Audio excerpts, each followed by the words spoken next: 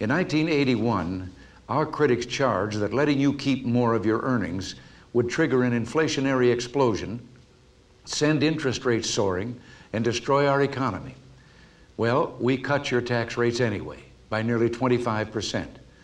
And what that helped trigger was falling inflation, falling interest rates, and the strongest economic expansion in 30 years.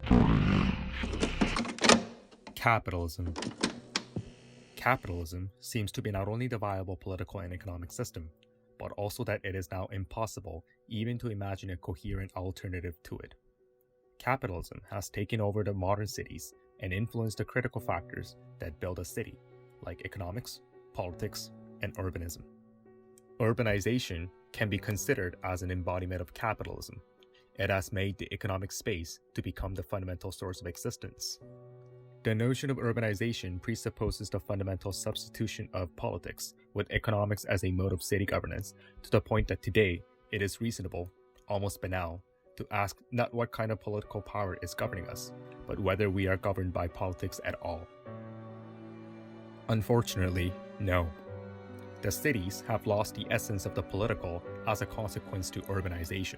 Urbanization destroys any limit, boundary, or form that is not infinite.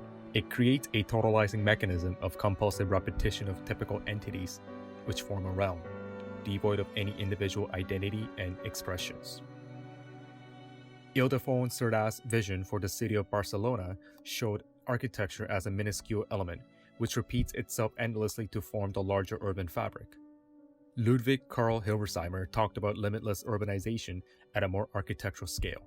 In his project, The Vertical City, he shows architecture having a typical form, repeating endlessly along the urban fabric, reinforcing the lack of political governance over the city. ARCH702H's project, No Stop City, takes a rather ironical stance. It shows how a city is a consequence of the same modular construct, multiplied over infinity without any pauses or stops.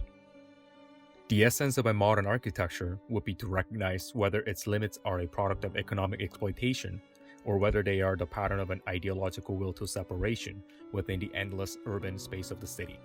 Architecture needs to paint a finite picture, something which we can grasp and use, accept or reject. Calgary is a young city built upon the frames of urbanization. These frames form a larger urban fabric, primarily influenced by the economic developments of the city over time. The architectural expression of the city fades out into an endless, infinite landscape, or the urbanization. And in this limitless space, we have the Olympic Plaza. The Olympic Plaza provides the people an opportunity to express opinions and endeavors towards the societal changes in the city politics and governance. It carries the potential to harness architecture which might disrupt the status quo, creating a limit within the limitless. Looking at the current RFP for the Arts Common Transformation by CMLC, our proposal would try to reimagine its foundations and explore an appropriate response to it.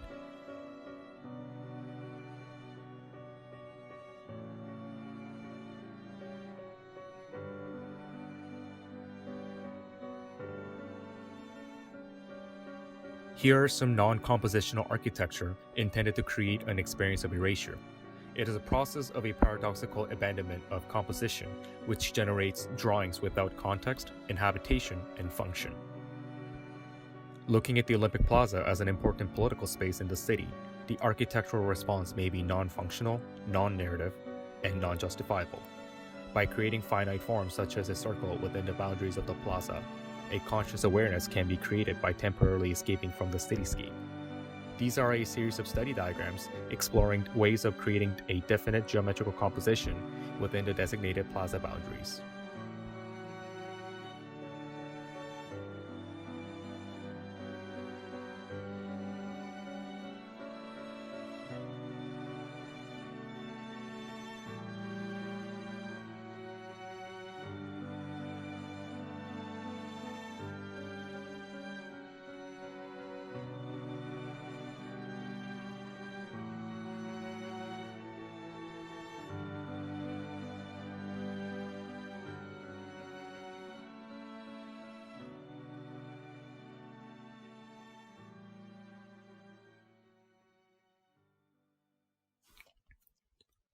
A limit as an alternative reality in the heart of Calgary, an act of profanation of urbanization.